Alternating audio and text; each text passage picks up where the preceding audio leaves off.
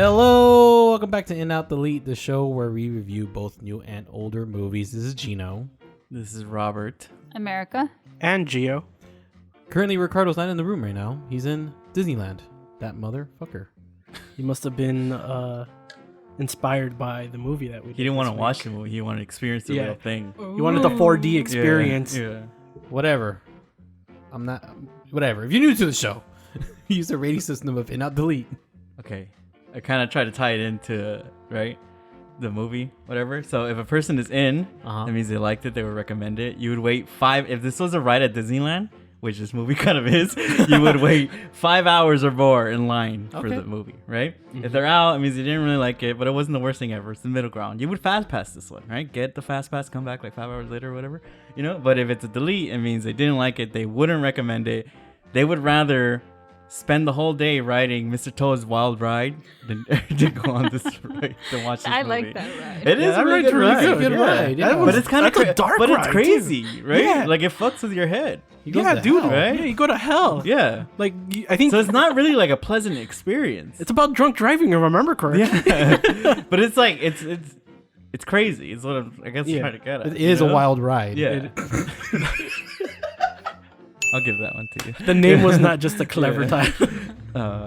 Yeah. So, anyways, I wanted to bring this up because I've been to like midnight screenings before, you know, but I think because last night I saw the Jungle Cruise movie, but I went super late because I was trying to avoid crowds, you know, because of COVID.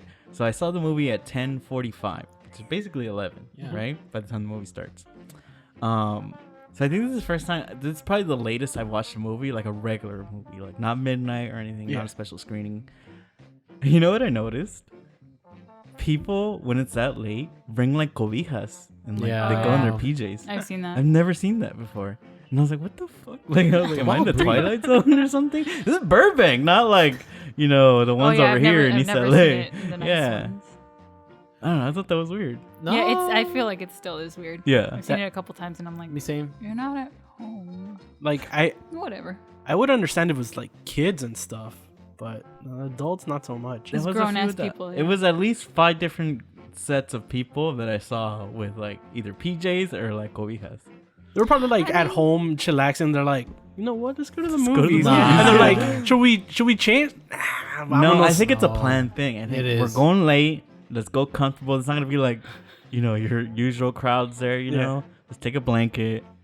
You know, a bowl of frijoles. They're gonna sneak in the frijoles. Yeah. With the queso, the cremas. Yeah, you know, un Tostadas, cafecito. You know, un pan dulce. You know, I don't know. I just thought that was the funniest thing. I was just sitting there by myself. I was wondering if With no blanket. You have to no cuddle. blanket. I was like, I want a blanket. I'm kind of cold. because like Got your blankets here. Yeah. Blankets.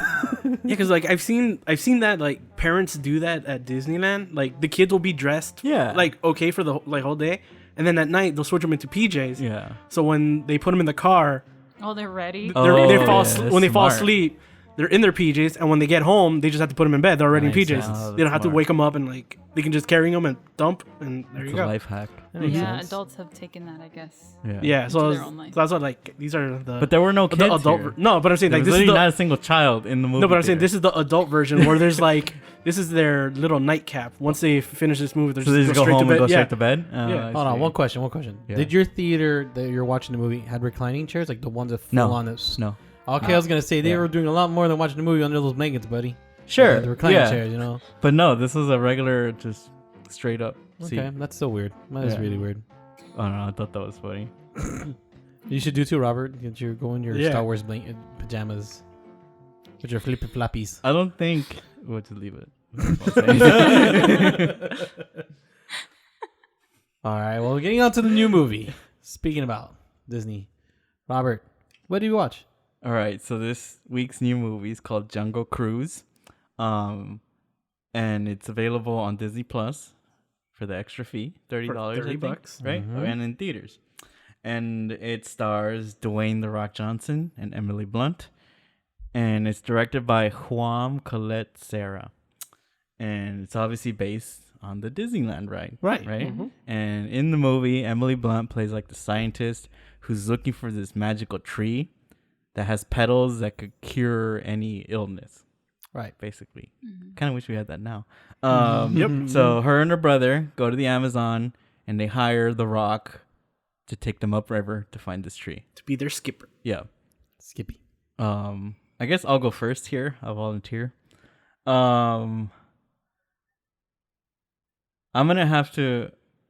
I was kind of flip-flopping. I was trying to be nice. I was trying to be like harsh. But I guess I woke up in a bad mood today. I'm gonna be harsh. I'm gonna have to give this movie a delete. Wow. I think. So the nice would have been an out? Yeah. Okay. I say a high delete, maybe. There was a lot in this movie that I enjoyed. I think Emily Blunt is really good. She carries this movie literally, has a lot of adventure. It reminds me a lot of like, they basically took like parts of The Mummy, Indiana Jones, parts of the Caribbean, and blended it all in, They basically followed the formula. And I think that's a problem because at the end of the day, it reminded me of those movies so much that it reminded me that I would rather be watching those instead of this. Because I think it was so long. I liked it when it first started, and it was so long. This movie's 2 hours and 10 minutes. It felt like 3. Shit. And off the top of my head, I could just think of stuff that they just could have cut that, and it would have been like a lean 145. Okay. It would have been fine. And it just at the end, like when you look at all those elements they borrowed from those movies, it just took so much that it ends up feeling hollow.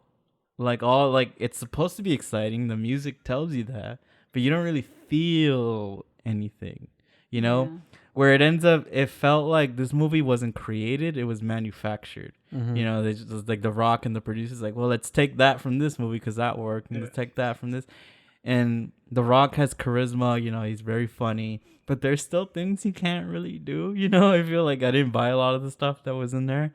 So I think because I was feeling like towards the end, it's like, please just kill me. Like, I want to get out of here. I didn't even as soon as it faded to black, I was running out of the theater. Like, I was the first one out. Wow. So, yeah, it could be just I was not in the good mood to watch it, but there was some stuff I liked in there, but just so much I didn't like that I had to delete. Yeah. Gino, what do you think? I think you're in a bad mood because you didn't go in with a savana and shit. Yeah, I think I was your little chanclas, your pantuflas. You're just uncomfortable. That's what it was. You were wearing your PJs. You weren't like comfortable like the other people were. But you should have brought in your grandma chocolate. Little abuelita. Right. All right, let me reevaluate. I'll watch it on Disney Plus with some chocolate, some virote, I think that'll get me in the mood. You know what? Okay, but I'm saying it in. Wow. And you're right. You know what? When I first started watching this movie, the first movie came to my head was The Mummy. Yeah. Because I like Emily Blunt's literally Rachel Weisz's character. But it's not a bad thing. It's not a bad thing. It's not. Yeah. But I went in super low expectations. My expectations were so low. I probably would have been the same level as Ricardo, how he likes Space Jam. That's a shitty movie. So that's my level I went in. Yeah. See, Ricardo, you're listening. I'm talking about you. No, I'm kidding. But no, seriously, I went so low. I actually enjoyed it. The charisma, I think Rock's charisma was really good. Amy Blunt's clumsiness, but her clumsiness kind of benefits her when she's going against the bad guys is funny. Yeah. And the brother, oh my god, he's just like the brother, like the Mummy. So I don't want to get hurt. I want to have fun. I don't want to be here. Or whatever. It's kind of not bad. And the puns, come on, you like the puns? Yeah. I love the puns. I did like some of them, but. We'll get into it. Either way, Either way, I had a good time. I didn't feel like it was more than 3 hours like you felt it. I think you're just in the bad mood. I feel like it was paced pretty well. But I can say there is a couple of moments they should cut out, but I didn't think it dragged too much. But I did feel one negative thing I do not like is what's that white boy's name? Fuck, he's known for doing some. Breaking Bad guy. Yeah, he's good. But the other villain that's in there, I was like, why? Yeah. The boat guy? Oh. Yeah, like, ¿por qué? Yeah. Like, do we Español. care? Conquistador. Like, do we need this? No, we don't. Like, to be honest, if they would have cut them out, I think the movie would have been great. Very true. That's my take. But yes and in. America. Between you guys. It's okay. I enjoyed the movie, but it to me, it did feel 3 hours long as well. So because of that reason, I'm going to go with an out. Okay. It wasn't a terrible movie. It wasn't a great movie.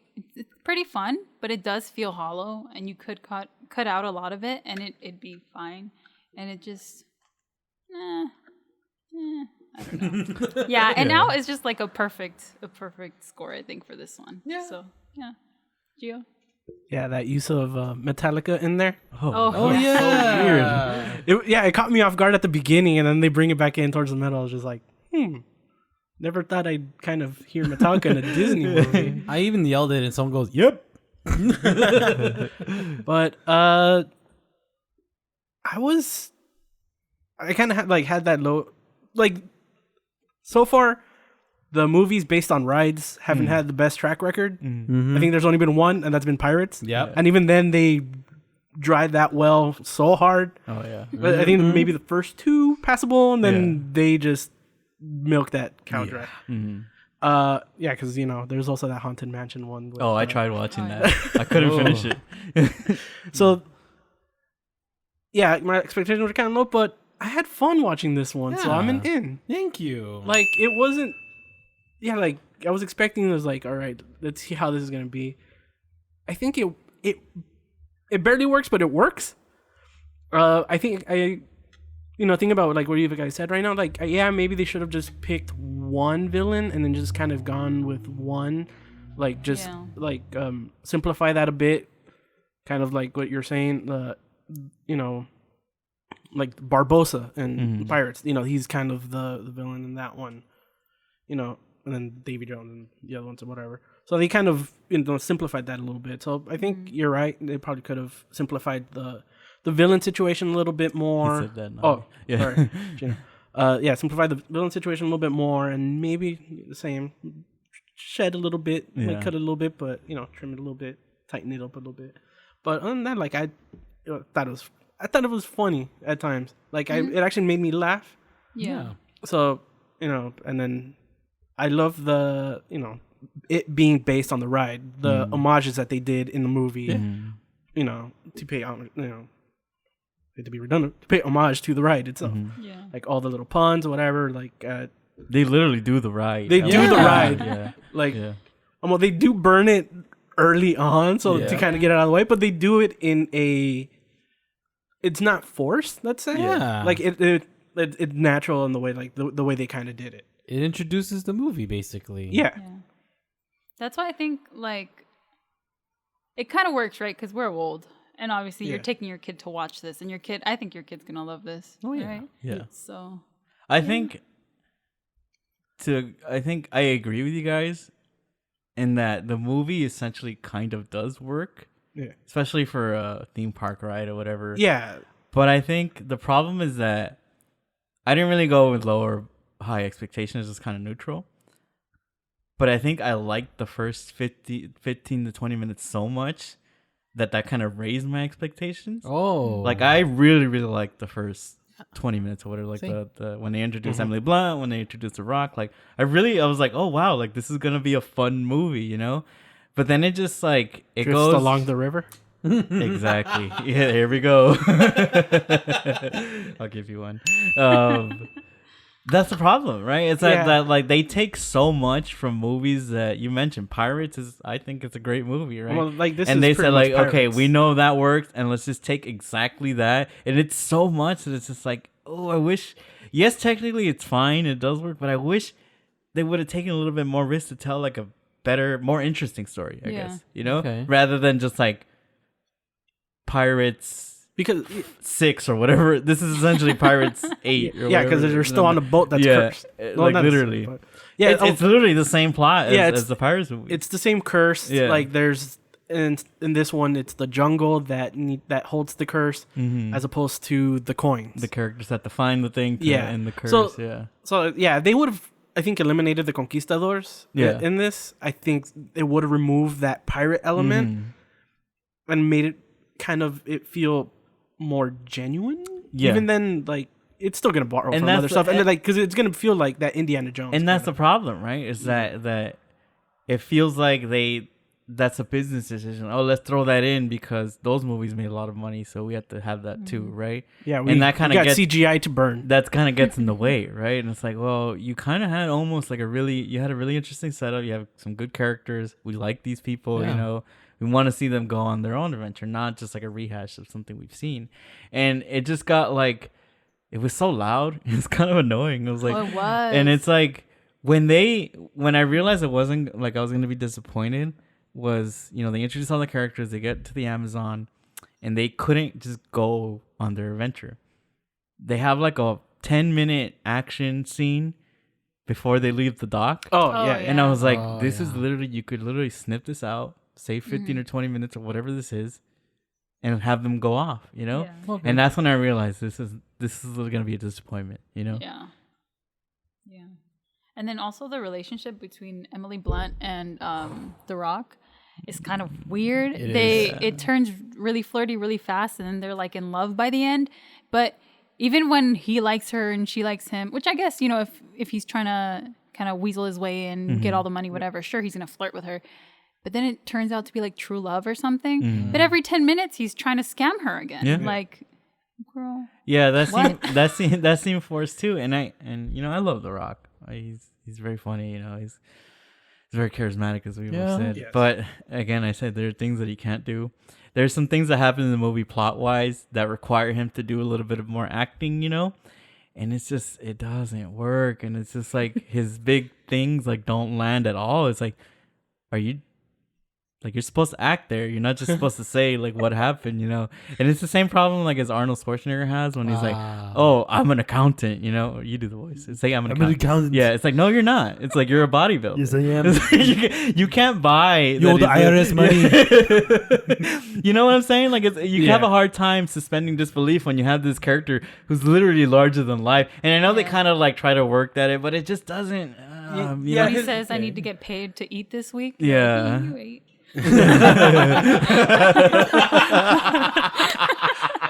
his background. She deserves it. Yeah. His background story was you kind of have to, you know. You really have to suspend. Suspend there your disbelief. One thing I kind of do give her credit is that, it's The Rock, but they didn't use him all the way. They didn't make him full Rock. Like, they didn't make him try to do wrestling moves. Yeah, I think Like- they didn't write it for him. Yeah, they didn't wrote be a movie like, and they said, yeah, because "We're like gonna you know get how this guy." like I think they scaled back what he usually does in like these kind of action movies, where like he's gonna do the freaking rock bottom on somebody in during like. But one he's of been moving away from that. Like, if you No, but, see like, the last few, like he really has. But they been... could have easily. Yeah, true. Yeah. But like when you see him in like the Fast and Furious stuff, like he goes all out. Like they held restraint. He's They a little bit held more back. of a human. But I think that's the things that makes it not work, because you don't really buy it, you know? Yeah. But he is still human. Oh, I know they kind of, he's also, Yeah, like I know, yeah. They try to kind of work it in, they explain it, you know, but... yeah. You know what I thought was funny, though? Is that the conquistadors talk in the Spanish from Spain, right? There's some words that's like, we're Mexicans. I know what you. So I know it's where you're going. La mujer se cogió la cosa. And I was like, what did she do? What did she say? ¿Qué? At least they tried, It was good Spanish. even though one of them's Venezuelan. Yeah. But I thought it was weird. Like, I was like, are they in Brazil? Why is nobody speaking Portuguese? So- And they're speaking Spanish too? that I makes think sense. any goodness that comes from the accent is like overshadowed by the fact that the indigenous people of the Amazon Speak are English. like these, one, speak English, two, are in on it with this guy who's a little scammer or whatever, and then they're just so like, yes, let's help you, you Yeah. must get this, like it's so Pocahontas, like nah, You're our hero. yeah, exactly. You guys want to hear a really sad story? No, but one of the first times I went on the Jungle Cruise, I don't know, it's like one we always skip, right? So I went on a little bit older. When I first went on it, like, I was amazed at how funny our tour guide was. I was like, dude, this guy's got it, dude. This guy has a future in Hollywood, dude. And then when I found out it was the script that they were reading, I was like, Oh, that sucks. I thought the guy had genuine talent. He was actually making jokes for us. You know, That's he still have to be funny, you know, to deliver Yeah. them. Yeah. But I was like, this guy's really clever. Like I really thought that in my head. You know, You're the one person. I was the laughing. one person who was fully immersed into the reality Yeah. of the ride. I hate when you go on that ride and nobody laughs. I'm Yeah. like laughing extra hard so that the person doesn't feel Yeah, I do bad. that too. I do that too. I've gotten some bad ones though. I've gotten some bad ones that they just don't have the timing, you know. Yeah. And it's just like, oof. Watch out, the hippo. Yeah. Pacow. Pacow. Oh, guys, that was very dangerous, huh? Oof. I mean, imagine getting paid minimum wage. Just say the same shit over and over and over. And Like, yeah, onto the damn. left is the backside of water. Let's pull into port. Like a fucking DMV worker. Yeah. Did you guys know that Kevin Costner was a tour guide? What? Yeah. So was I think was John it- Lasseter. and Disney. Again? I think What? Disney might have skippered a couple of them. I think early on. But Actually, it was no. after the fact, no? I think so. Like it got developed and then he just did it because he liked it. All right, so we have two ins, one out, and one delete. A lot more positive than I thought it would be. Yeah. Like it wasn't like I think the general consensus it wasn't as bad I think as everybody kind of expected Yeah. or whatever. Like it's watchable. Is it the best movie? No, Yeah. but like Is it worth 30? No, just wait. It's wait. Just wait. No. Go if you're gonna watch it. Go watch it in theaters because Yeah. you know you like going to the theaters, eating some popcorn. yeah, it's a Not nice just distracting wait. movie. If not, Yeah. just wait. Moving on to the next movie. Robert, tell us your pick. Yeah, so continuing our movies based on TV show series, my pick was Twilight Zone the movie. It has 4 directors because it's an anthology movie, 4 different segments. First one is John Landis, second one is Steven Spielberg, Joe Dante, and George Miller. Yes. So if you didn't know, the Twilight Zone is based on the show from the 60s created by Rod Serling. The movie essentially kind of remakes 4 of the episodes from the series. Okay. Some loosely, some very like direct. Since it's an anthology, I think I'm gonna give an overall like my feelings on it, but then I think we should go break it down segment by segment. Oh yes, of right? course, yes. Overall, I'm an out. I think it's very. I don't know if you guys seen a lot of horror anthology movies. Nope. A lot of them are very just like this. They're very mixed. Yeah. Like they have some segments that are not very good, and some that are like, oh my god, it's the greatest thing, you know. And I've yet to see a horror anthology where all 4 segments or however many segments are really good.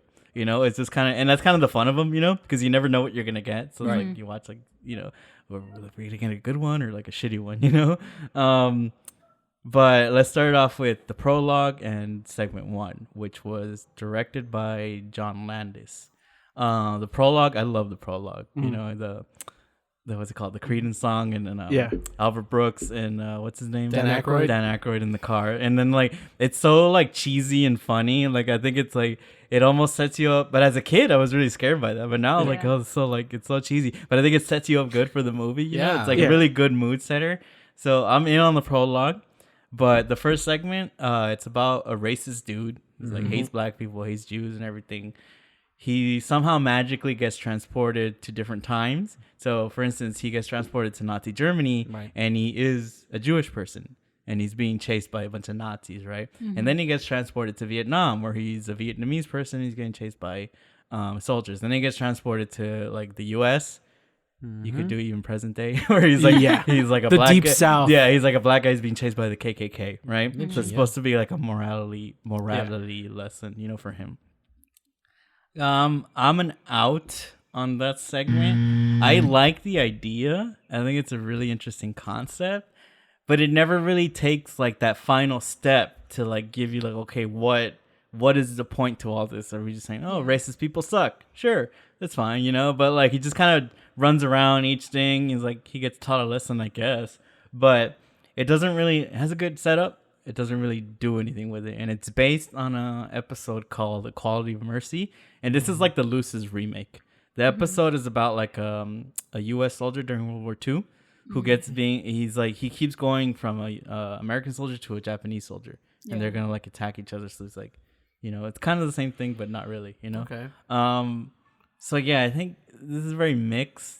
It's a decent starter for the movie because like you feel like, okay, that one was all right, so they're only gonna get better, right? So I think in that sense it kind of works, but overall I think the segment is just kind of falls flat a little bit. But let's open it up here.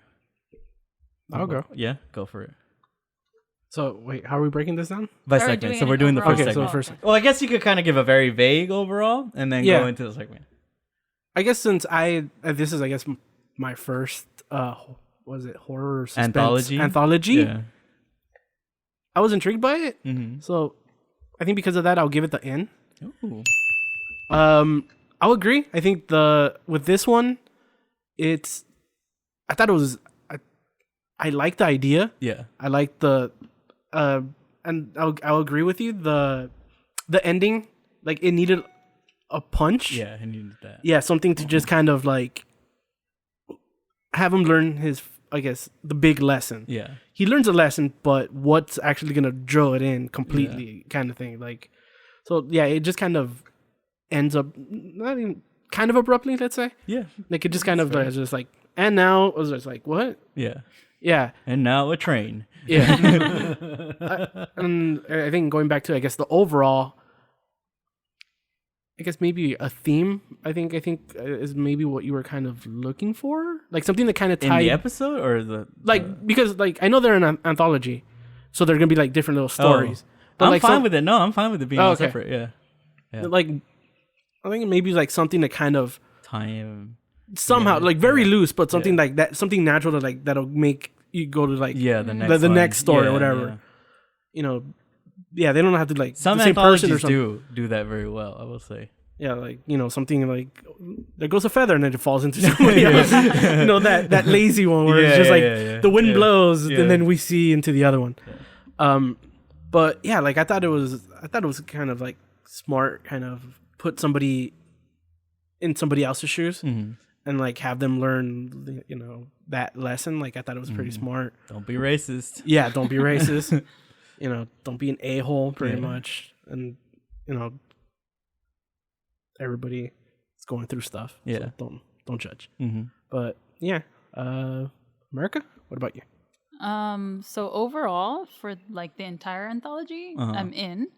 For this first one, I'm an out. I thought the original episode was a lot better than this like remake. And yeah, it was very cheesy, it seems like something they'd show you in like middle school, high school, like don't bully, you know? Yeah. It's like one of those after school special. The drug, yeah. The drug PSAs? Yes, like when they bring you all into the gym and just like DARE program. Yeah. Totally. So, yeah, it's a little cheesy and it doesn't really go anywhere. He doesn't really learn his lesson. He just dies, unless like he like reincarnates or something and he's not white anymore. It's actually reality. And then he learns to learn his lesson.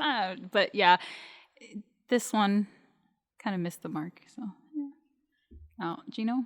Oh, wow. Well, overall, I'm a high out. I can't say like this is a nostalgia movie just because I do remember watching this at a young age. I can say my mom introduced it to me when I was like 5. Cool. And I think she was more into it than I was because she would tell me the stories of when she would watch. I guess these are remakes, basically, or retelling. Of the shows. So your mom was a fan of the show. Yeah, oh, that's cool. So that's why like I liked it at the time, but now when I'm older and I'm like, I think it's outdated. But sure. Okay, so overall out. Prologue, the prologue. What, the whole thing's outdated or just this one? Just this one. Was it really outdated? No, I mean it's not. It's well, not. a lot of the episodes, to be fair. Yeah. I mean, kind of some. I mean, we'll get it. We'll get into it. We won't get into it right now. But overall, like, okay, so overall out. Prologue, whatever. I mean, Prologue with Albert Brooks and Diana, right? Yeah. I loved their conversation. When I was watching it reminded of us when we're off the air and we're talking with ourselves of what we liked, what we watched. I am a monster, yeah. Okay, not that one. I mean, but I like how the way it started with you want to see something scary. Yeah. Like I love that so much. Oh yeah, that was good. Just because like you weren't, I wasn't ready for. I don't even remember this part, and I remember going, "Oh my god, it's cool. right." because I love Dan Aykroyd, and I remember that shit scared the crap out of me when I was a kid because of Ghostbusters. You know, I was like, oh my god, he's weird in this movie. So like to see that again and to fully watch it and say, hey, do you want to see something scary? Like that was very interesting. Like it got me intrigued. Now segment 1 though. Started off great. You know, you're having a shitty day. You go to the bar. All of a sudden, like, fuck these man. Fuck these man. You start venting. Yeah, like a typical redneck from this generation. You know, like you know what I mean, like typical racist white boy Trump supporters and shit. Don't believe in vaccines and fucking masks. But you know, I wish they did up to that episode version of that of Twilight Zone. But whatever. But yeah, it didn't hit me. It didn't hit me. You know, I like it's like, oh my god, I'm in this person's body. I don't understand what's going on. I'm American, and then just like up to the when he became the black person getting lynched. That one I was like, oh shit. But the other ones I didn't care. I was just like, meh. Yeah, I didn't care for that segment. I guess I'm more intrigued of the behind the scenes. I guess. But. Yeah. Okay. So yeah, that's what I wanted to kind of talk about. We're gonna spend a little bit more time on the first segment because of the behind the scenes. I know Gino knows this. Gio, I don't think you know it. I recently heard about this because I was talking to somebody about that. I just watched that, and then like they mentioned it. Yeah. I don't know exactly how it happens or America, where it happens, but America doesn't know this. So, and it kind of, I think that's one of the reasons why I'm out in the movie because it kind of just like sours the experience for me. So while they were filming the first segment, there was a horrible accident, and 3 people died. The main actor, the racist dude, and two children. Oh shit! Yeah, so it was during the Vietnam part. How sad. So the reason why it feels kind of abrupt and kind of like, well, nothing happens, because they were actually working towards a redemption arc for him, right? And I don't know exactly what the story was from what I read. It was during the Vietnam part of the segment, and he ends up like, I think there's a village under attack. Yeah. And he's trying to save 2 little girls. Yeah. Right. And he's running through a river and there's like a helicopter, right? Yeah. But while they were filming that stunt, the helicopter, there was some explosions and the helicopter was too close to the explosions, caused the helicopter to go down, and it literally landed right on top of the actor carrying the 2 children, decapitated the main actor and one of the kids, and killed the other kid instantly. No. Yeah. Oh, dude, this makes me feel horrible. And it kind of like it really brings you like Oh the whole my movie God. down. And it was That's pretty serious to scary. the point where the director, I think one of the stunt coordinators, Steven Spielberg, they all got arrested for manslaughter. Yeah. And I think John Landis, the director, actually faced trial. Oh for it. my god. And eventually he was acquitted, but it kind of sucks because it really makes me hate John Landis, the director. Yeah. He's pretty famous. He made Animal House, Three Amigos. He's really famous. He made some movies I love, but it kind of makes me retroactively hate his movies because if you read up on what happened, it was kind of like his fault. Not directly, right? But because... So here's the thing. They illegally hired the children to have... Because children aren't allowed to be working late and under those conditions, but they paid them under the table so they wouldn't have to face those regulations. And then he was pushing for the helicopter to like go lower and lower and lower, and that's what caused the explosion to melt the rotor and it go down, right? So he's a piece of shit, right? Yeah. To the point where Steven Spielberg, his friend, like he severed his friendship with him. Like they're no longer friends because everybody was horrified. And That's no movie or no work of art is worth anybody's, especially children. You know, it's unthinkable, right? Right. Like we just went through this. Was it a couple years ago with the big accident that happened on the train tracks during one of the? A director, I think he had no permits or something. Too, yeah, they were right? filming like on the train just went through. They were trying to do like some sort of. And it just it makes me so angry because but you know, at the end of the day, it did change Hollywood for the better because like back then directors was like, it's anything they say, they're essentially a dictator. But the fact that John Landis came out of this, he had to go to court and deal with it, whatever. But he came out of it kind of unscathed. Yeah, like he kept making movies. Slapping the wrist. Nothing happened to him basically, and that to me is fucked up. Like, and nobody talks about it. You know, fucking terrifying. It's fucking terrifying. And I think even Spielberg, even though he wasn't directly involved, he bears some of the responsibility too, because this is like a Steven Spielberg. Like he was the name on this movie. You know, didn't he also like produce it? Yeah, that's what I'm saying. Yeah. Although all the segments were kind of produced like independent of each other, separate of each other, you know. So he wasn't directly like involved, but he was kind of, you know, to the point. If Like, you're a producer, Yeah. if your name is on this, Yeah. you're responsible for the for overall. everything, yeah. And they all kind of just played the blame game and all that. And what sucks is the people that actually did get affected, like the workers, like were some of like the lower, like the assistant directors and all that. Yeah. They all got blacklisted because they essentially like blamed them. Fuck. And you'll see, I don't know if you guys know who Ellen Smithy is. Have you guys No. ever heard that? No. So Ellen Smithy is like a pseudonym that people use like when they want to take their names off movies. Oh, So if you okay. look at the credits, there's an Ellen Smithy in it. It's like, but a lot of the assistant directors and they got blacklisted and they weren't Yeah. able to get work because they blamed them. That And it's like it's not their sucks. fault, you know. And like, it's why didn't you stand in and protect them? Yeah, I don't mean to be a bummer, but like it really like and it shows in the segment because that's Yeah. why they kind of go around and they end it like kind of abruptly. Yeah. Because they couldn't finish it, you know. Dude, that's fucking horrible. Yeah. Like, did the kids and the actor, well, probably the actor, his family got money. Did the kids get any? Oh, yeah. They their parents got like they settled out of court, you know, undisclosed for? amounts, but $10,000. yeah, but Jesus no Christ. amount of money is gonna. Yeah. you know, I mean, right but there. still, like, Yeah. I think, you know, obviously no amount of money, but Yeah. like, you They need to did. pay for these people's entire They lives. did. There was now. like a criminal like suit, and there was like a civil suit where they Yeah. got Ugh. you know, undisclosed amount, whatever. I don't want to like bring the Well- mood down. Yeah. Well, let's transition over to the second one because that that's one perfect segue. brings Yeah. And there's actually a the second reason. one? So the second segment is Kick the Can. Oh, And yeah, it's yeah. directed by Steven Spielberg. And it's you can very tell. yeah. It's very lighthearted, you know. And it's based on an episode called Kick the Can, and it's pretty much the same thing. So from what I've read is that apparently they were supposed to do another one. They were supposed to do a segment based on the episode called The Monsters on Maple Street, which is a lot darker and it involves like aliens and stuff like that.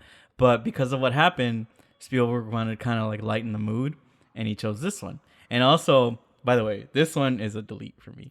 Oh wow. I fucking hate this segment. I think it's horrible.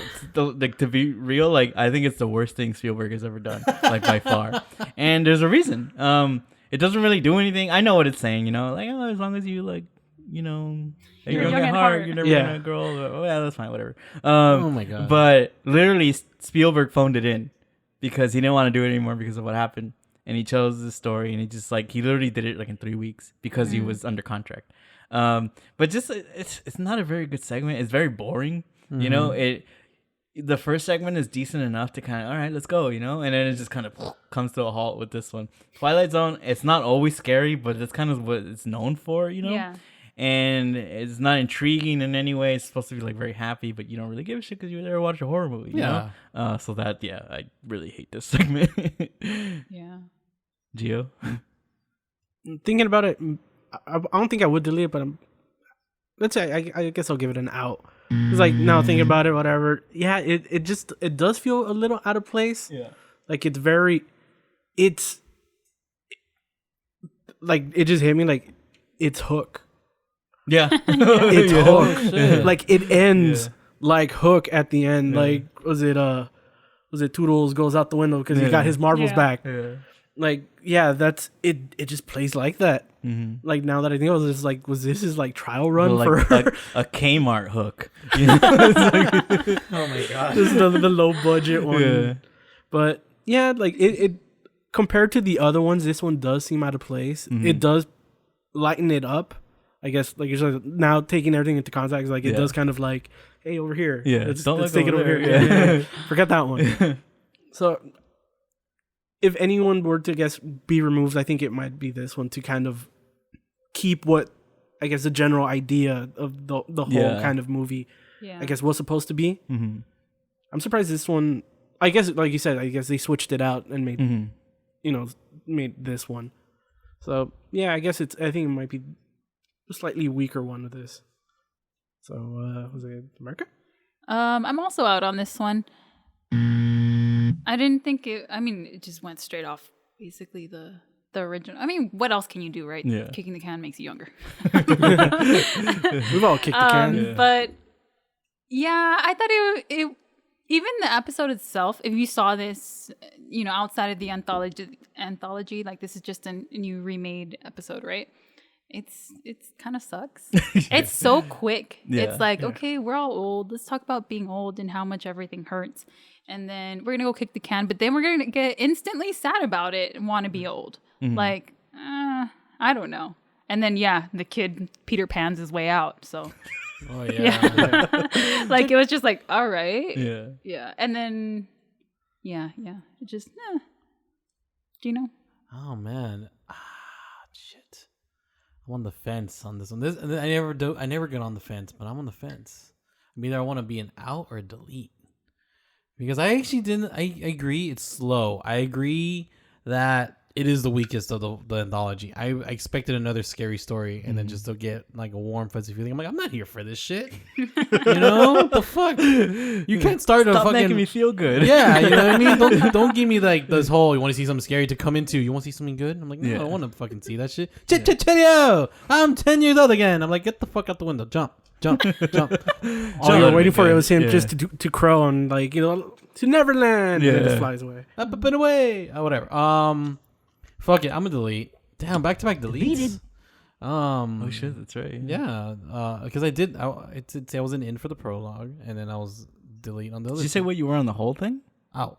Oh, okay. Okay, that makes sense. Yeah, I agree. It's super Spielbergy, like especially like it has like a weird glossy filter.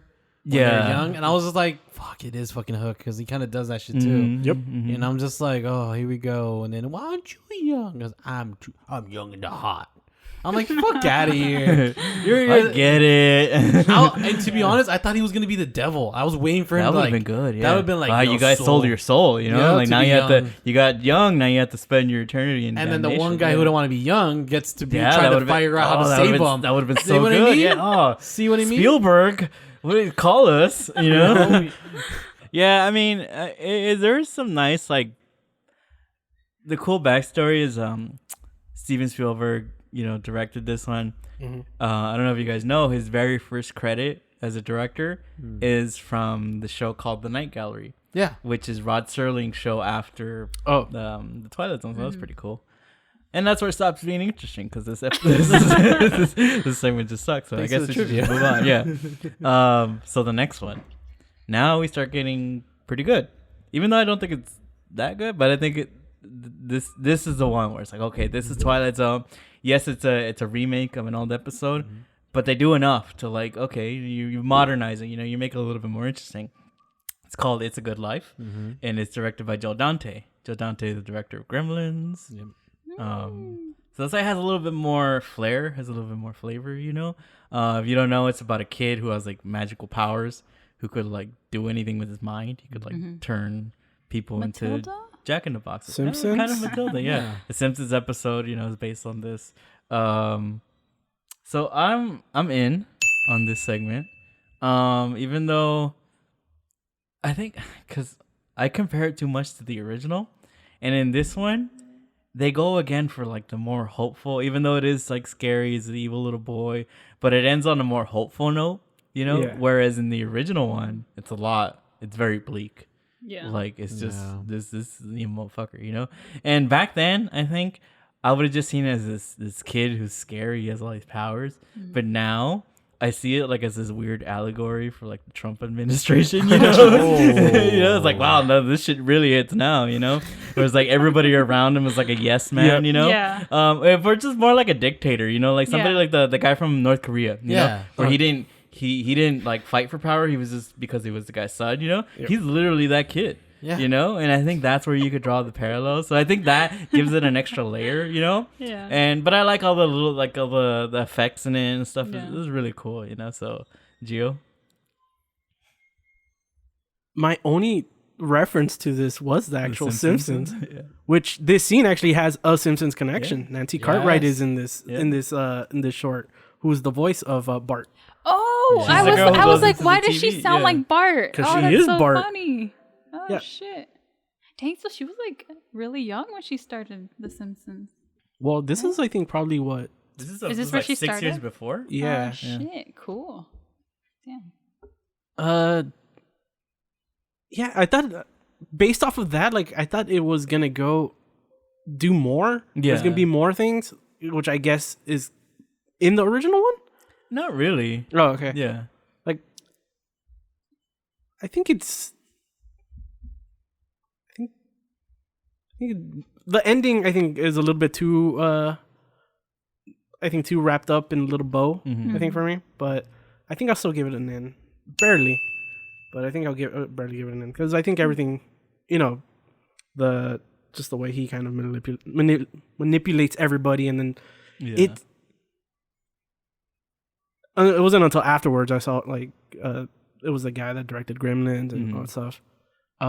Because this is very Tim Burton-ish, like like the design of the house. Yeah, it's very kind of that. Yeah,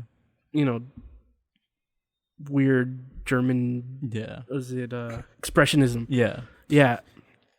So, but yeah, I don't know what else. I don't know what else. Yeah, sure. I'm kind of blanking right now. So, America? I'm actually super in on this one. Yeah, this one's for me. And I wish the entire anthology had been like this. Yeah. To me, and I know it's not for everyone, but just the way that it looked, it was so creepy. Like the kid. I actually like this one better than the original episode. Oh, really? Yeah, the original episode, I've seen it before too, and I'm just kind of like, it's one of those throwaway episodes for me. Like, well, obviously because I think back then, right, when the original show was airing, like, I think it's probably like, what's scary? You know? Like Jack in the Box? That's okay. Scary. See, that's what I was waiting for. But this one to me brought like actual like horror. Yeah. Right? When you see the sister, I wanted to I was like, let me get closer to Ricardo. Like something's going to take me right now. Yeah, the rabbit out of the hat. Yeah. I love that. My God. All of that stuff is to me beautiful. Like, I mean, to me, it is like very kind of like happy ending, but also kind of like, what happens? Because what's the lady's like actual intentions? I know she's just trying not to get turned or thrown into the cornfield, right? But it's kind of like it seems like she's a little too at ease around this evil child. So I'm like, what's gonna happen? But I thought this was a perfect episode. So yeah, super in. Gino? I'm in as well. Actually, yeah, definitely. Like I remember watching this as a kid just because the fucking rabbit. But now to sit through it and watch the whole thing, I actually enjoyed it even more than I did as a kid. But I mean, yeah, I was thinking the same thing too with the woman. I was just like, what is she gonna do? Like, I wasn't expecting that. I was gonna say some pussy ass ending, but But where am I? I already gotta go. It's like Roger Rabbit. Everybody went home because that's what they want to be. I'm like, shut the fuck up. Be evil, please be evil. Keep doing that. You're doing great. But yeah, I was terrified. Like, it's because the kid was very menacing. He's trying to but he's so casual about it. You're gonna like it here. It's gonna be, and I'm like, no, I'm not. And like, we got food here, and they're eating peanut butter burgers, and I'm like, I was like, who fucking does that shit? That's Elvis right there. That's some Elvis fucking sandwich right there. Yeah, and you're right. I thought about The Simpsons, and then Nancy Cartwright is the girl. I'm like, oh my god, Nancy Cartwright, good job. And then I was terrified. I remember I'm still terrified about the rabbit when I think about the rabbit and that weird goblin, cartoony goblin, whatever. That one freaked me the fuck. Watching this now freaked me out even more than I was as a kid. I don't know the way, and it's funny because when you say it's directed by the guy that did Gremlins, I'm like, that makes even more sense because that's his like style in a way. And I'm just like, oh my god, it's so good.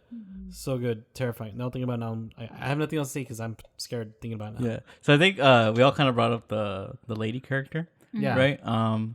Because she's not in the original episode. Right. That was created for the movie segment. I think the point is because like the kid in both versions, he's like an evil kid with all these powers, but he's not inherently evil. He just wants to be loved. He doesn't know necessarily that the things that he's doing are bad, right? So I think the whole point of the mom is that, this kid just needs somebody to teach him morals, right? Yeah. And that's why he has a little bit more of a happy ending, because in the original, that character doesn't exist, the mom character, and it just kind of ends like on a very down note. Like he does something bad, and he essentially fucked everything up. Yep. And that's how it ends. Yeah. So I think, I guess it does make sense to give it that that aspect of the mom coming in and saying like, no, I'm gonna teach you, Yeah. to be good. You just need to be guided. Yeah. Essentially. So that does make sense. But I don't know. I guess it's Twilight Zone. We want to see dark shit. We want to see we don't want a happy ending. Like Gino said, don't make me feel good. But I do really like this. I think this is worthy of the Twilight Zone. Yeah. Game. It's the first one that it's really a tale of two halves. With this movie, the first two are just not very good, and then the last two. Little preview. It's like we finally this is what we want out of these movies. Yeah. I actually don't think that the ending is that happy. Really? No, she's being taken captive. She has no other place to go. She has to tell this kid yes, or she's gonna be thrown in the cornfield or lose her hands, lose her mouth. It's true, but scary. She does get the kid to stop. But I think it's. But at what cost? I think the kid. It's sad for her. I think if she says no to the kid, I don't think he's gonna listen to her. Yeah, he's gonna throw a tantrum. At some point he's gonna throw her away. Yeah. So I still think it's scary. Maybe, but maybe. Yeah. But there's flowers as they're driving It's very away hopeful that it kind of sucks for her if you think about it because she's stuck in this reality or whatever.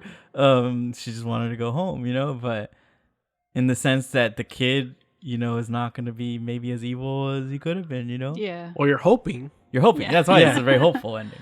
Yeah. We don't know. It's like Trump. We don't know what's going to happen with him. All right. So moving on to the final segment. And I think the very best of the bunch. It's Nightmare at 30,000 feet, I think it's called. The original is Nightmare at 20,000 feet. Yeah, so it's a remake. Was it 10,000 feet higher? Yeah. So it's a remake of the classic, probably the most famous Twilight Zone episode with William Shatner. And he sees the little gremlin outside. Well, in the TV show, it's like a guy in like a bear costume, but I love that episode. That's like I know it's like a cliche to say, but that's like one of my favorite episodes, one of the best episodes. And this is actually probably the most direct remake. It's like really, they don't really change much, but it happens to be the best. And I don't think just because it's a remake, I think what really drives it home here is John Lithgow. Yes. He's the main person in the segment.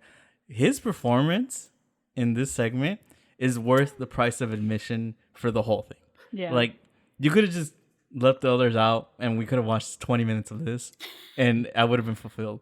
Because this to me is fucking awesome. Well, I mean, obviously on this segment, it's so damn good. Mm-hmm. It's so good. I love the intro.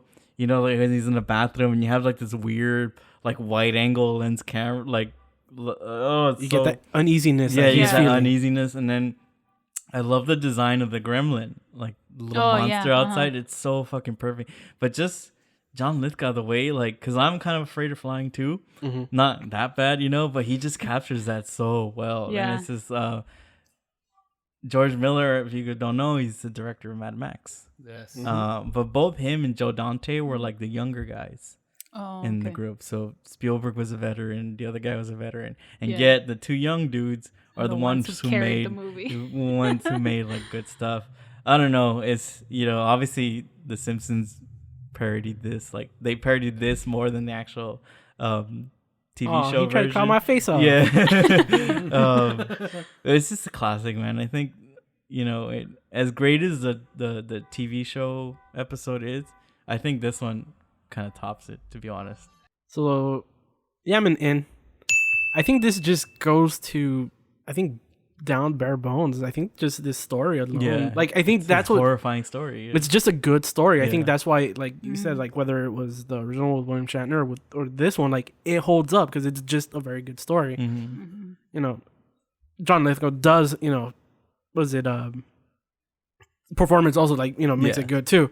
But at the end of the day, it's a good story. The whole, the vulnerability that you have on the airplane. being in an airplane, you're kind of at the mercy of everything. Yeah. You literally have no everything. Control over anything. Even though they say it's safer to fly than to be in a car. But it's scarier to die on an airplane than a car. But this, I think once I got to this one, I think I was so wait, are all these remakes? Mm. Yeah, because I was like, because I knew about the William Shatner one. yeah, so I was like, I guess it's like, I was like this.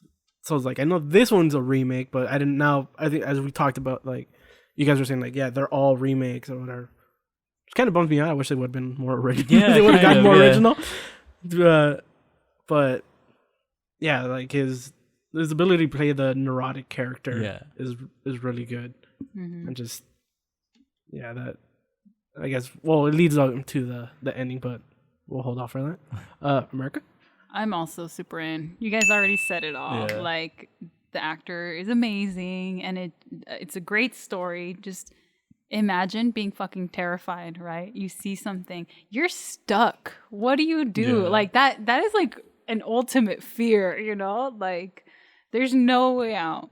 Like, and then plus to like fucking embarrass yourself in front of whoever's on your plane, you know? Like, I don't know. So I mean, just on the basis of that too, like, yeah, great story.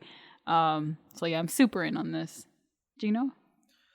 God, I wish William Shatner had a cameo. He'd be like, someone out on the plane. There's a gremlin out there. Should have been on the pilot. Someone on the wing. Something on the wing. Thank you. I was hoping someone to jump in to do this. John Lithgow's great. Actually, this is the one I remember the most. Yeah. And I am fucking 200,000,000 in on this. Because that one scared me the most out of, let's say, the first two or whatever. But this one, yeah, because I'm not afraid of flying, but I always looked out my window when I would sit, because I want to see, like, is there an animal out there? Gremlin. Yeah, you know, just because of the movie. And George Miller directed this so much because he likes to do these intense moments where he zooms in really close to the face, back to back, and because that's what he does in Mad Max. And there's one I don't know if you guys did it too, but I freeze framed it, and there's a moment John Lithgow's eyes are fucking popped open, like wide, and it's a quick frame. When he zooms in and all quick, and it's like once he lifts up the fucking the flap, and then the game's like, ee, and he's like, and then his eyes are like, boop, like white, like a cartoon, and I loved it, and I was like, that's some George Miller like joke right there or something, because it's so fucking funny. I had to go back and watch that moment and freeze frame multiple times because it was so good. It was so quick. I just go, what the fuck was that? Yeah, and then like, yeah, dude, I fuck that one did scare me a lot, like as a kid too. Like that's the reason why, like, now till the day I die, I'm gonna look up the window and just close it and open. Gremlins on this. You know, I'm not scared of terrorists. I'm scared of gremlins. Yeah, dude, the actual reveal of the gremlin too, like, scared me. Yeah. And it's crazy how that gremlin's super like responsive, because like he did the no on him. I was like, fuck this dude. I was like, fuck this. He understands what he's doing. Yeah. Fuck him. He knows he's gonna get away. And it's because it's like funny, right? Yeah. So it's like a relief of tension, you know, but it's still fucking scary. I was thinking, like, why didn't they put this as the second one, you know? Because that's how the Twilight should be. But I think overall, the way it ended, it made more sense to end it with this short. You want to end with your best one. You just kind of wish the others were a little bit better. But it's crazy because, like, this is like, it's literally a beat for beat remake of the episode, because like the scares, like the flap scare, that's exactly the same as if it ain't broke, don't fix it. Yeah, but it's just like you said, they work, right? Yeah. But I think I would give the nod to this one a little bit. Fun fact: George Miller was so like horrified of the situation and everything that happened, he actually walked away from the editing from this segment. So he didn't actually finish it because of what happened. Anyways, That's sad. Yeah. I think I would have done the same too if I was. But I don't know. I think I like the episode, and I love William Shatner, obviously, but just John Lithgow really like puts you in that state of mind. You know, obviously the creature, you know, the guy in the fuzzy bear costume, the gremlin. I mean, it's fun. It still works, but another fun fact: the original was directed by Richard Donner. Oh, yeah. Rest in peace. Richard Donner is a famous director of Superman. Yeah. And various other classics. Okay. Yeah. He just the died. Original guy that got his cut eventually. Hashtag Donner cut. Yeah. But anyways, the title, I love the ending when he's in the ambulance. Yes. And then you see, this one actually, it had that tie. That bridge, Yeah, that like it flowed in. I actually read that they were actually planning to kind of tie them all a little bit more. But again, because of everything that happened, they just kind of abandoned the idea. But it is a nice little bookend, though. Yeah. I think, you know. So yeah, I think this last segment is so good that it makes you forget everything that came before. Like, I like watching this just like on its own. You know, that's how good it is. But you kind of wish that they had all been as strong as this, you know, in their own unique way. Yeah. But you know, again, as a whole, like, there was a thing that I read like after the tragedy happened, just saying like they could have saved everybody a lot of time, and 3 lives would have been saved if they had just re-released the episodes like in theaters, you know, because like essentially they were all just remakes, you know, even though one of them was really good, you know. So as you know, I do the last segment is so good that it leaves me with good memories of the movie, Right? And the one before that too. But as a whole, it's just, again, I still say I'm out because it's a very uneven movie. Like, Exactly. if you put it on and watch it, and that's true of a lot of anthologies. Like, it's like, oh, you gotta sit through this shit to get. Why can't I just watch the good one? You know? And it's just, I to be honest, like, even though I love anthologies, I've never seen one that I've actually like. Ooh, I've got one for you. You do? Yeah. Maybe that'll be my theme. Maybe, yeah. Tales from the Hood. Yeah. No, is that an anthology? Yeah, it's like, it is. an anthology. It is. Yeah, it's like there's something about them that just they're so uneven, you know. But that's part yeah. of the magic too. That you I just think don't so. know what you're gonna get, you know. Yeah. I don't know. I love anthologies. I actually ordered the Night Gallery DVDs, and I'm watching that right now. You know, I'm gonna watch Outer Limits, Tales from the Crypt. Like, I love it. I can't get enough. There's a good one right now called Creep Show. It's based on the movie. Oh, it's yeah. actually really good. I think that's the only I would probably recommend that anthology one. one that I kind of remember. Yeah, never because I seen think it. it was because Stephen King's, I think, in that one. Yeah, he's actually co-created it. Yeah. Yeah. So like I think that's the only one I remember. The one with the meteor. Yeah. Yeah. And he turns into grass. But anyways, yeah. So overall, you know, if you really love the Twilight Zone, I think you'll get a kick out of this. Yeah. You know, if not, I mean, Gio, you kind of responded positively, so I was actually surprised because you're always the non-horror person. So well, like, it wasn't like straight horror. It was more like suspense. It like it didn't go into. It's not a slasher. No, yeah. Like it's story based. Yeah. Like it's not trying to like scare you necessarily. Like it's just like the story's just dark enough and twisted enough to make you think. Yeah. Like which is fine. Like I'll respond well to that. Like it's not just trying to be bloody for bloody's sake. Yeah. So like, you know, like the ideas that it brings, I think, you know, like I think that's why I kind of responded. Was I like the first one? Like I thought it was like I like the premise or whatever, because it's like it's, you know, putting somebody, like I said earlier, like putting somebody in somebody else's shoes. Yeah. Putting yourself in somebody else's shoes, and then, you know, living their life, whatever, and seeing, you know, you can criticize someone, but like not until you kind of live their life can you actually see that, like, you understand, you know, what somebody's going through. Yeah, and that's the great thing about the Twilight Zone. That right? It always poses those questions. You know, like, well, what if this happens?